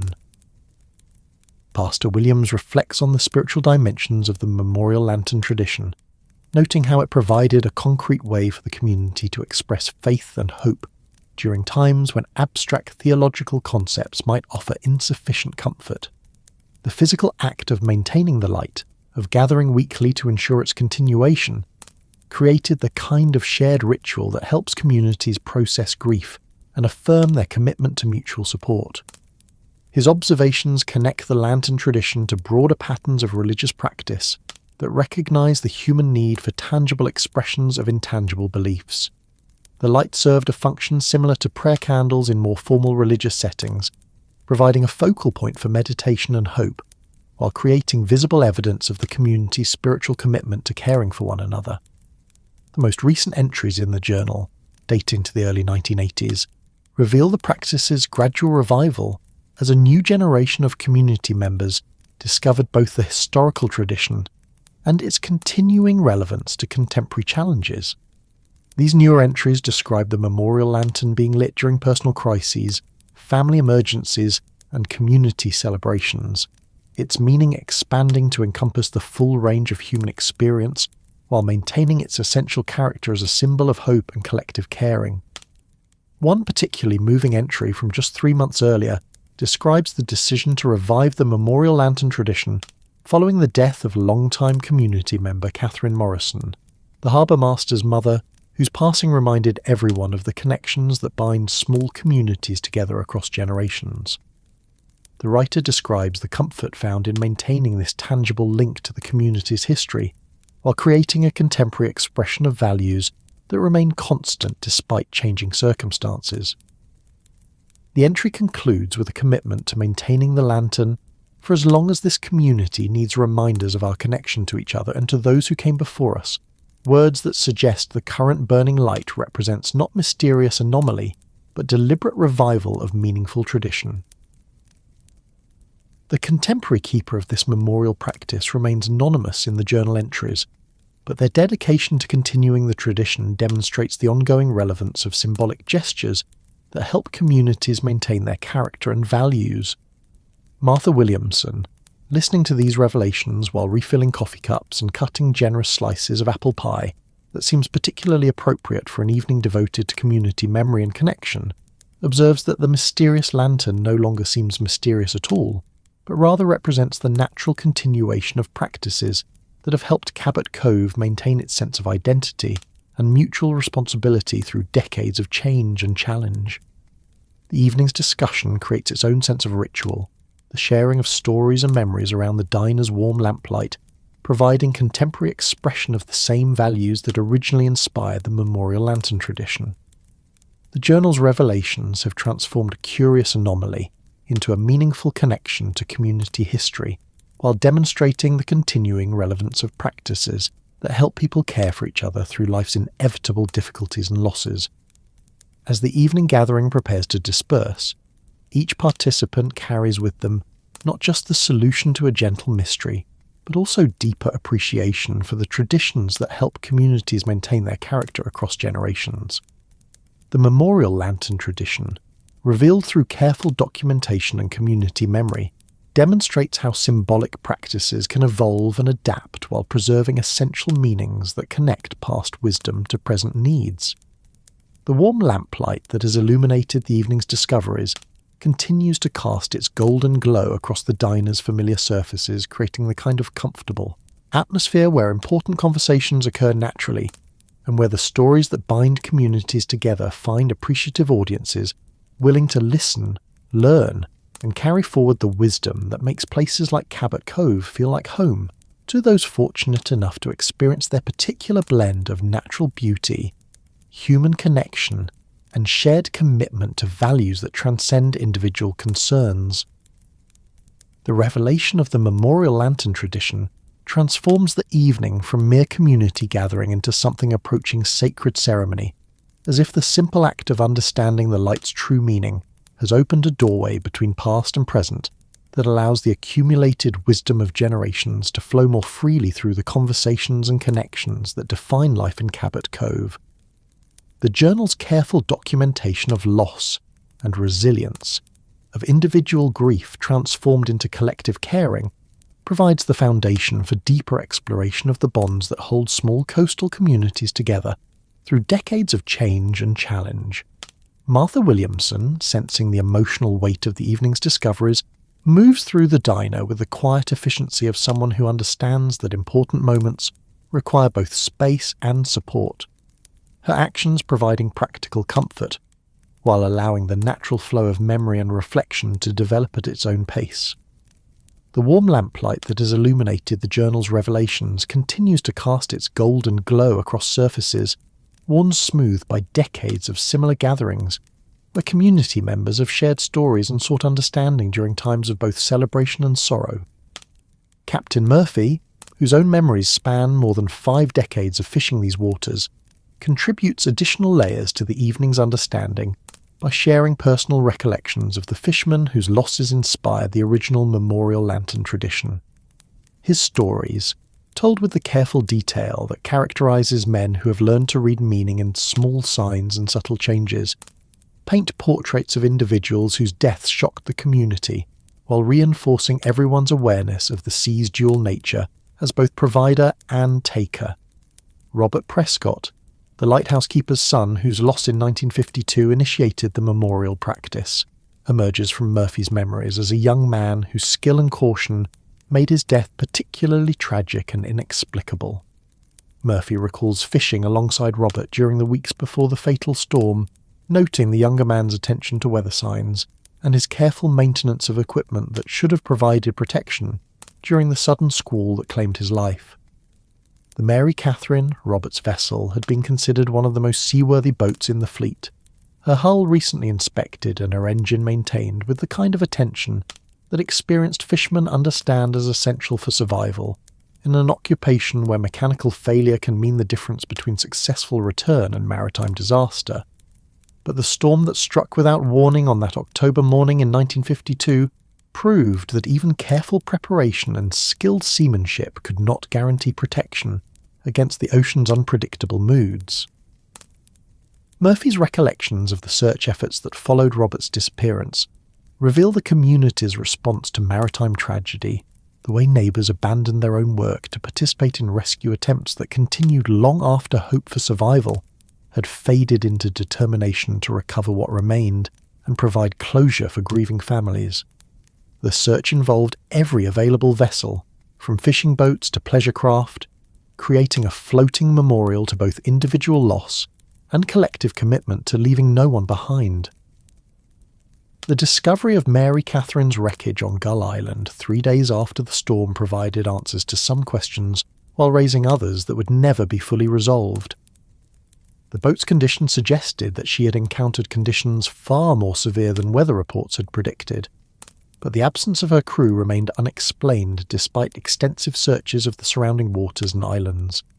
Samuel Prescott's transformation from lighthouse keeper, performing routine duties, to community memorial maintainer demonstrates the way individual grief can become a catalyst for broader expressions of collective caring. His decision to establish the memorial lantern represented not just personal remembrance, but recognition that his loss connected him to every family whose livelihood required sending loved ones onto waters that remained fundamentally beyond human control, despite advances in navigation and communication technology. Dr. Williams, whose medical training provides insight into healthy approaches to grief and community healing, observes that Prescott's journal entries reveal classic patterns of bereavement processing, but with the added dimension of purposeful action that transformed personal pain into community service. The lighthouse keeper's commitment to maintaining the memorial light created concrete focus for his grief, while establishing practice that would eventually comfort other families facing similar losses. The medical perspective on community grief processing reveals how the memorial lantern tradition served multiple therapeutic functions, providing both individual focus for mourning and collective ritual that helped the entire community acknowledge the risks that defined their economic foundation. The practice created space for expressing emotions that might otherwise remain hidden, while establishing visible symbols of the community's commitment to supporting each other through inevitable hardships. Eleanor Pemberton's childhood memories of the memorial lantern tradition during the 1960s add texture to the evening's understanding by describing how the practice evolved from focused grief ritual to broader community symbol. Her recollections include vivid details of the weekly ceremonies that surrounded the lantern's maintenance, the way children learned about community responsibility by participating in oil changes and wick trimming, and the sense of continuity that connected contemporary families to the history of loss and resilience that defined their maritime heritage. The lantern's physical location at the end of the old wharf proved significant beyond mere visibility, occupying space that connected the community's working present to its memorial past. The old wharf, no longer used for regular commercial purposes but still structurally sound, provided an appropriate setting for contemplation and remembrance, while remaining accessible to community members who wished to participate in the maintenance ritual. Eleanor's memories include descriptions of the lantern itself, a substantial oil-burning fixture designed to withstand coastal weather, while providing steady illumination visible from throughout the harbour. The lantern's construction reflected both practical requirements and symbolic intentions, built to last through storms and seasons while serving as a permanent reminder of the community's commitment to honouring those who had made the ultimate sacrifice in service to the dangerous occupation that sustained the local economy. The weekly maintenance ritual, as Eleanor describes it, involved careful attention to both practical and ceremonial details. Community members took turns ensuring adequate fuel supply, trimming wicks for proper burning, and cleaning glass surfaces that might otherwise reduce the light's visibility. But these practical tasks were accompanied by moments of reflection, and often brief prayers or expressions of gratitude for those who continued to return safely from their work on the water. Pastor Williams contributes theological perspective to the evening's exploration of memorial practices, noting how the lantern tradition incorporated elements common to many religious approaches to grief and remembrance, while maintaining a distinctly secular character that made participation comfortable for community members regardless of their specific spiritual beliefs. The practice created sacred space without requiring adherence to particular doctrinal positions, allowing people to find meaning appropriate to their individual understanding while participating in collectively meaningful activity. The pastor's observations connect the memorial lantern to broader patterns of human response to loss and uncertainty, noting how communities throughout history have created rituals that help process grief while affirming continuing bonds between the living and the dead. The physical act of maintaining the light provided tangible expression of intangible emotions, while creating a visible symbol of hope that transcended individual loss to encompass collective commitment to mutual care and support. The journal entries from the 1960s and 1970s, contributed by various community members who inherited the documentation tradition from Samuel Prescott, reveal how the memorial practice adapted to changing circumstances while maintaining essential meaning and purpose. As fishing safety improved and maritime accidents became less frequent, the lantern's significance expanded to encompass broader expressions of community concern and solidarity during times of challenge and celebration. These later entries describe the light being maintained during community crises that extended beyond maritime concerns, economic downturns that threatened local businesses, health emergencies that affected beloved community members, and periods when military service took young people far from home to face dangers different from but no less real than those encountered by fishermen working dangerous waters. The expansion of the memorial lantern's symbolic meaning demonstrates how community traditions can evolve while preserving essential values and purposes. The light's original connection to maritime, loss and remembrance provided foundation for broader understanding of collective responsibility and mutual support that helped the community maintain its character despite changing economic and social conditions. Dr. Williams notes that this evolution represents a healthy adaptation of memorial practices, allowing meaningful traditions to remain relevant rather than becoming museum pieces that lose connection to contemporary life. The lantern's expanded symbolism created space for the community to process various forms of loss and challenge while maintaining connection to historical practices that had proven their value over time. The journal's most recent entries, dating to the early 1980s, reveal the memorial tradition's contemporary revival following several years of dormancy during the late 1970s, when changing community demographics and economic pressures had reduced participation in traditional practices. The renewal of interest in the memorial lantern coincided with broader cultural movements toward preserving local history and maintaining community identity in the face of increasing standardization and urbanization. The contemporary revival of the memorial practice, as documented in recent journal entries, demonstrates conscious effort to reconnect with historical traditions while adapting them to current circumstances and needs. The recent lighting of the memorial lantern following Catherine Morrison's death provided an opportunity for the community to rediscover the comfort and meaning that previous generations had found in this simple but profound expression of collective caring. Catherine Morrison's role in community life, spanning more than 60 years of service as teacher, volunteer, and informal community historian, made her passing a significant loss that required appropriate commemoration. Her knowledge of local families, traditions, and historical connections had made her a valuable resource for maintaining community memory, and her death represented the kind of loss that communities feel most acutely when they realize how much accumulated wisdom has departed with a single individual. The decision to revive the memorial lantern tradition in Catherine's honour reflected both personal tribute to her individual contributions and broader recognition of the need to maintain practices that help communities process loss while affirming continuing bonds between generations. The anonymous individual who has taken responsibility for maintaining the current memorial light demonstrates commitment to preserving meaningful tradition while respecting the privacy and humility that have always characterized such service. The evening's revelations create new understanding of the mysterious light that has burned steadily at the end of the old wharf, transforming it from curious anomaly to meaningful continuation of practices that have helped Cabot Cove maintain its character and values across generations. The memorial lantern represents a visible symbol of invisible bonds that connect community members to each other and to the accumulated wisdom of those who have faced similar challenges and found ways to support each other through inevitable difficulties. The journal's careful documentation of the memorial tradition provides more than historical record. It offers template for contemporary community members seeking ways to honour loss while affirming life, to acknowledge hardship while maintaining hope, to remember the past while building foundations for future generations, who will face their own versions of eternal challenges that define human experience in places where natural forces remain beyond complete human control. As the evening gathering prepares to conclude, the participants carry with them not just solutions to gentle mystery, but deeper appreciation for traditions that help communities maintain their essential character, while adapting to changing circumstances.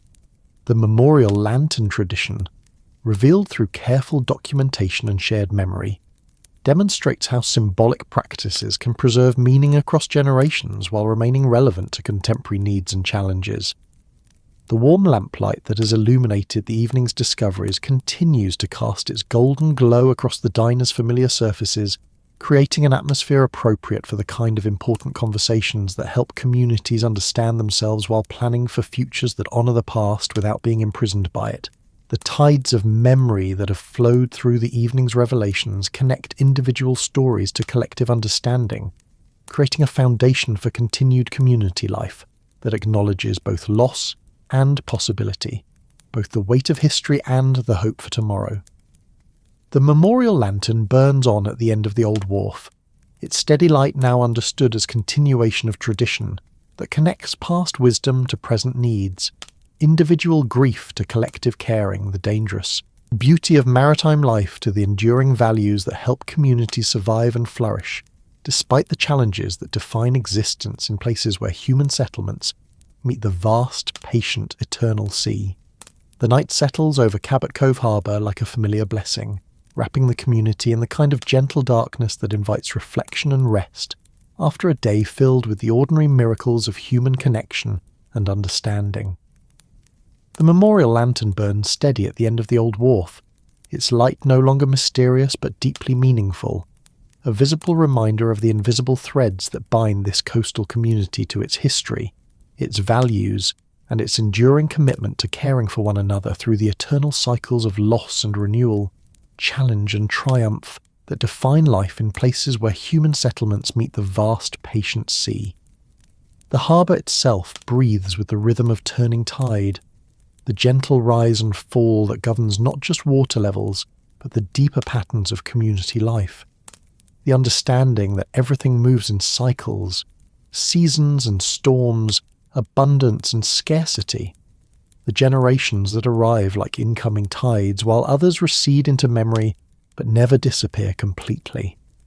Tonight, as the tide reaches its lowest ebb, the harbour reveals more of its hidden geography, the rocky foundations and sandy bottoms that support the floating world of boats and dreams, commerce and contemplation that makes this place home to those who have learned to read meaning in the marriage of land and sea. The fishing fleet rests at anchor, 17 boats that represent more than mere vessels, but rather the accumulated dreams and determined labour of families who have chosen to make their living from waters that give and take with equal measure.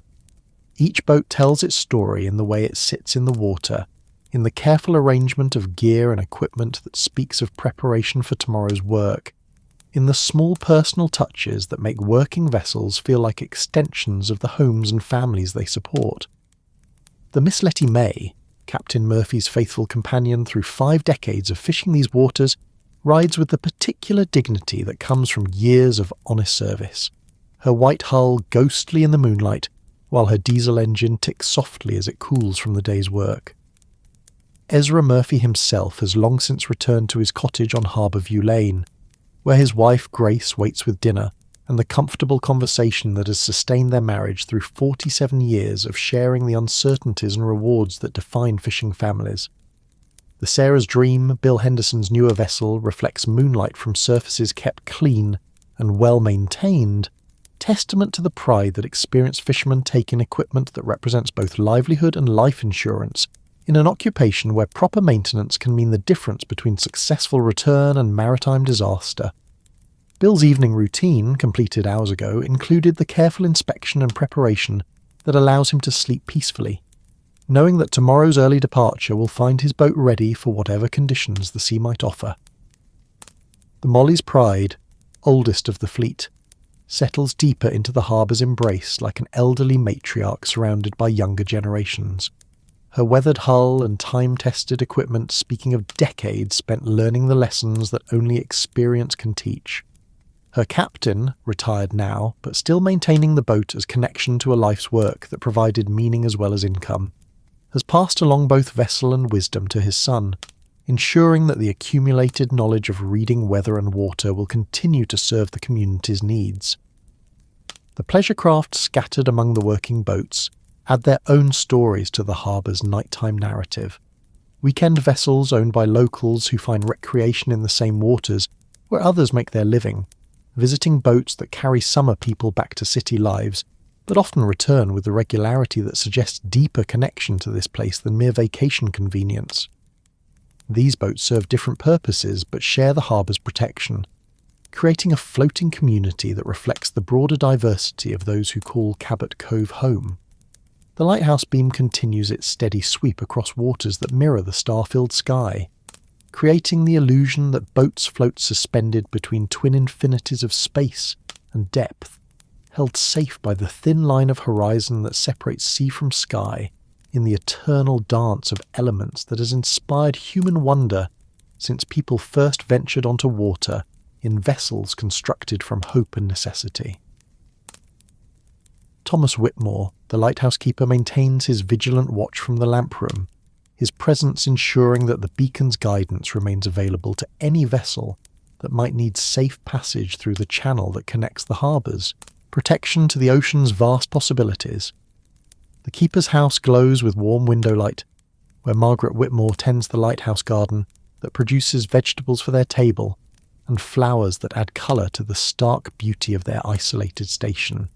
Their life together at the lighthouse represents a particular form of community service, the willingness to accept responsibility for others' safety while living somewhat apart from the daily interactions that characterise town life. But their isolation is chosen rather than imposed, and their commitment to the lighthouse's mission connects them intimately to everyone who depends on its guidance. The coastal path that winds along the harbour's eastern shore lies empty now except for the occasional fox or raccoon pursuing nighttime hunting activities. But the granite boulders and tide pools continue their patient existence, holding the warmth of day's sunshine while preparing for tomorrow's return of human visitors seeking the restorative powers that proximity to large bodies of water provides to spirits stressed by the complexities of modern life. The path itself seems to breathe with the night's quiet rhythms, offering its gifts of perspective and peace to anyone willing to walk its length and absorb the wisdom that flows naturally from the eternal conversation between land and sea. The journal discovered among the coastal path's granite formations now rests safely in the keeping of community members who understand its value as both historical document and continuing record of the experiences that shape life in this place. Its pages, filled with decades of observations and reflections from those who have found sanctuary along these shores, will continue to receive new entries from contemporary residents who recognise the importance of documenting the small miracles and daily wisdom that accumulate in places where people choose to live in harmony with natural forces larger than individual concerns. The memorial lantern tradition, revealed through the journal's careful documentation, will continue to provide comfort and meaning to community members facing the inevitable challenges that define human existence in any place, but particularly in locations where economic security depends on forces beyond human control, and where the beauty that attracts people also contains dangers that demand respect and preparation. The anonymous keeper, who has assumed responsibility for maintaining the current memorial light, demonstrates the continuing vitality of traditions that help communities care for one another, while honouring those who have contributed to the accumulated wisdom that makes such places feel like home. Main Street lies quiet now, its businesses closed and its residents settled into evening routines that connect contemporary life to patterns established by generations of neighbours who have learned to find meaning in the simple acts of sharing meals, tending gardens, and maintaining the relationships that provide both practical support and emotional sustenance during times of challenge and celebration. The street itself seems to hold these stories close, its weathered buildings and familiar landmarks serving as repositories for the accumulated experiences that define community memory. The Harbour Light Diner, its neon sign still glowing pink against the darkness, will open tomorrow morning to serve coffee and conversation to fishermen preparing for early departures, and community members beginning another day of the work that sustains both individual families and collective life. Martha Williamson's commitment to providing not just food, but the comfortable space where relationships deepen and information flows ensures that the diner will continue to serve its essential role as community gathering place where stories are shared and wisdom passes between generations. The post office, general store and other businesses that anchor Main Street's commercial life represent more than mere economic enterprises. They embody the understanding that successful communities require institutions that serve both practical needs and social functions, places where neighbours encounter each other regularly, and where the informal networks that provide mutual support can develop and flourish. These businesses will open tomorrow to continue their essential work of binding the community together through the countless small transactions and interactions that create the fabric of daily life. The Methodist Church, its white steeple visible even in darkness, stands ready to provide the spiritual resources that help community members find meaning in experiences that transcend immediate material concerns. Pastor Williams's commitment to serving both formal religious needs and informal counselling functions ensures that the church will continue to offer sanctuary for those seeking guidance, comfort, or simply quiet space for reflection and prayer. The quilting circle that meets in the church. Basement represents the kind of traditional activity that serves multiple purposes, creating beautiful and practical items while providing opportunity for conversation and mutual support, maintaining skills and knowledge that connect contemporary life to historical practices while adapting those traditions to current needs and circumstances. The quilts produced by these dedicated women will provide warmth and comfort to community members while carrying forward artistic traditions that express the values and aesthetic preferences that help define local culture. The library, housed in the former Prescott Mansion, continues its essential work of providing access to information and literature while serving as quiet refuge for those who seek solitude for reading, research, or contemplation. Margaret Foster's dedication to maintaining collections that serve diverse intellectual interests ensures that community members will continue to have access to the books and periodicals that connect them to ideas and perspectives beyond their immediate geographical boundaries, while also preserving local history and culture. The medical services provided by Dr. Samuel Williams represent another essential element of community infrastructure, ensuring that residents have access to healthcare that addresses both immediate medical needs and the longer-term health maintenance that allows people to age in place, rather than being forced to leave familiar surroundings when health challenges arise. His commitment to house calls and personal attention demonstrates the kind of medical practice that treats patients as whole human beings, rather than collections of symptoms requiring standardized interventions.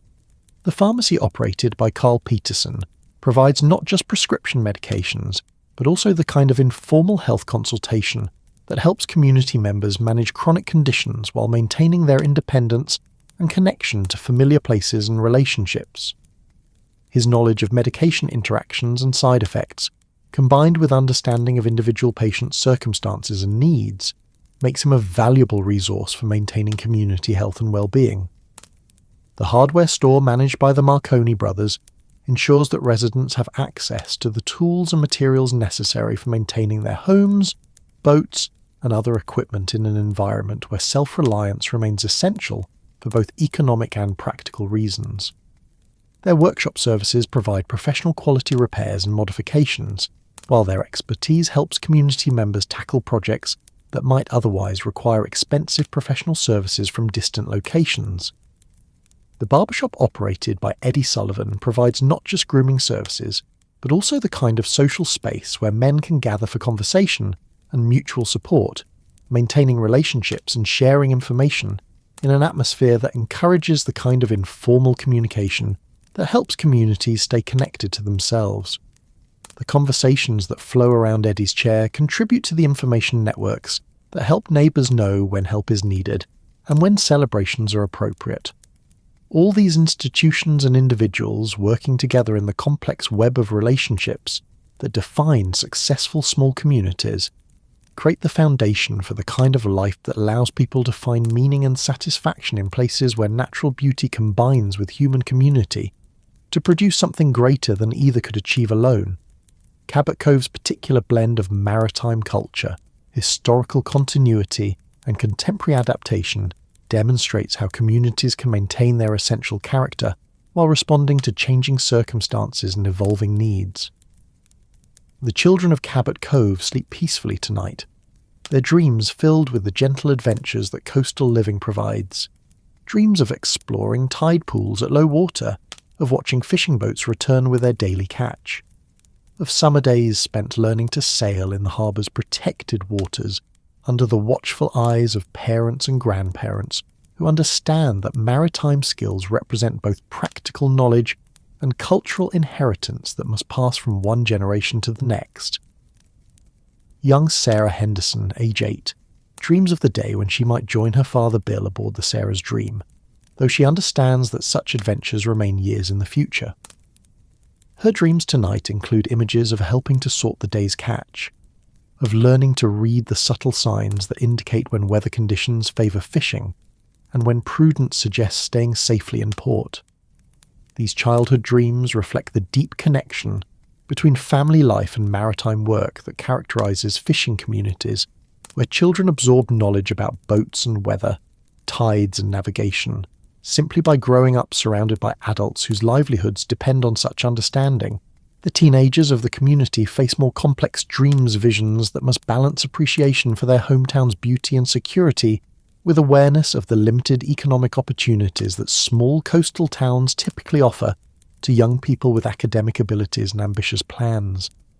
David Chen, now 17 and preparing for his final year of high school, dreams of college possibilities while also contemplating what it might mean to build an adult life that honours his connection to this place without limiting his potential for personal and professional growth.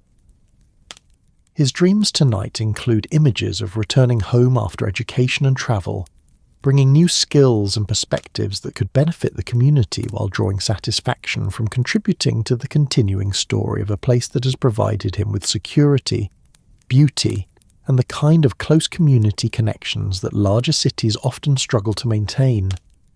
These dreams reflect the ongoing challenge that small communities face in retaining talented young people, while also supporting their individual development and fulfillment. The elderly residents of Cabot Cove carry dreams touched by memory and wisdom, reflections on lives lived in harmony with natural cycles and community rhythms that have provided meaning and satisfaction despite economic limitations and geographical isolation. Mrs. Patterson, now 86 and still living independently in the house where she raised 4 children, dreams of spring gardens and summer visitors, of grandchildren learning to dig clams and nephews returning from military service, of all the small celebrations and gentle sorrows that have marked her decades in this place. Her dreams include gratitude for neighbours who check on her welfare without intruding on her privacy, for medical care that allows her to age in familiar surroundings, for community institutions that continue to provide the services and social connections that make independent living possible even as physical capabilities decline with age. These dreams represent the successful aging that coastal communities can provide when residents commit to caring for one another across generations and life stages. The working-age adults who form the community's economic and social foundation dream of balance between the demands of earning livelihood and the desire to participate fully in family life and community activities. Martha Williamson dreams of the diner's continuing success, of maintaining the institution that has served as a community gathering place for decades while adapting to changing economic conditions and evolving social needs. Her dreams include images of training younger community members in the skills of hospitality and food service, of passing along the accumulated knowledge of how to create spaces where neighbours feel comfortable sharing their concerns and celebrations, of ensuring that future generations will have access to the kind of informal social support networks that help small communities maintain their cohesion and character. Captain Murphy dreams of successful fishing seasons and safe passages, of equipment that functions reliably, and weather that provides adequate working conditions without creating dangerous situations for vessels and crews. But his dreams also include the satisfaction of sharing accumulated knowledge with younger fishermen, of contributing to the community's maritime expertise, while preparing for the gradual transition from active fishing to the advisory role that elder community members traditionally assume. His dreams tonight encompass both practical concerns about boat maintenance and gear preparation, and deeper reflections on the meaning found in work that connects human activity to natural cycles, that provides both livelihood and spiritual satisfaction through engagement with forces larger than individual concerns.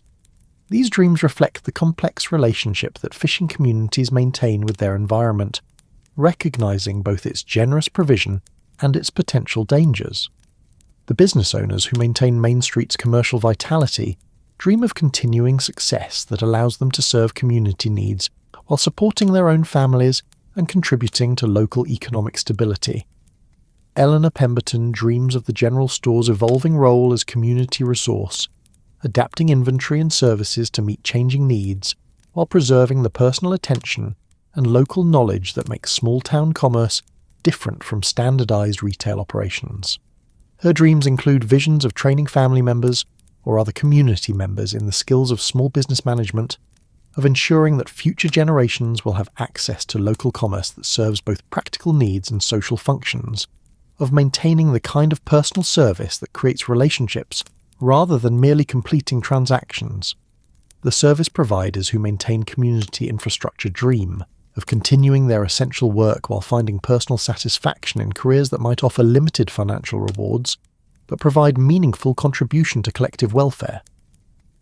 Dr. Williams dreams of maintaining the kind of medical practice that treats patients as whole human beings rather than collections of symptoms, of providing healthcare that addresses both physical needs and emotional concerns, of aging gracefully while continuing to serve community health needs.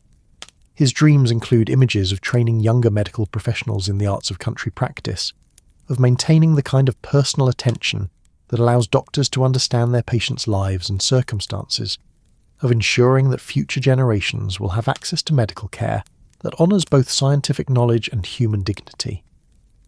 The dreams of seasonal residents who maintain summer homes in Cabot Cove reflect different but equally meaningful connections to this place. These temporary residents often dream of retirement possibilities, of eventually making permanent homes in places that have provided vacation respite and spiritual renewal, of contributing to communities that have offered them sanctuary from urban pressures and professional demands. Their dreams include images of deeper integration into community life, of developing the kind of year-round relationships that create mutual benefit between full-time and seasonal residents, of finding ways to contribute skills and resources that support local institutions and activities without disrupting established patterns of community life.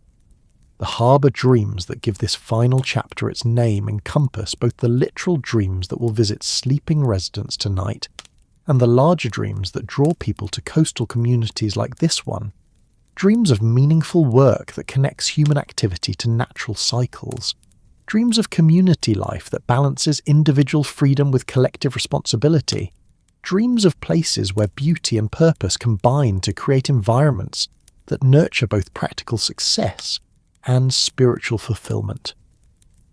These dreams are not mere fantasy, but achievable realities for those willing to accept the challenges and limitations that define life in places where economic opportunities may be constrained, but where other forms of wealth, natural beauty, community connection, historical continuity, and spiritual satisfaction provide compensation that many find more valuable than purely material success. As the night deepens toward its quietest hours, the harbour continues its eternal conversation with the shore, the gentle sounds of water against hull and land providing the soundtrack for dreams that will carry residents through the peaceful hours before dawn brings another day of life lived in harmony with forces both natural and human, individual and collective, temporal and eternal.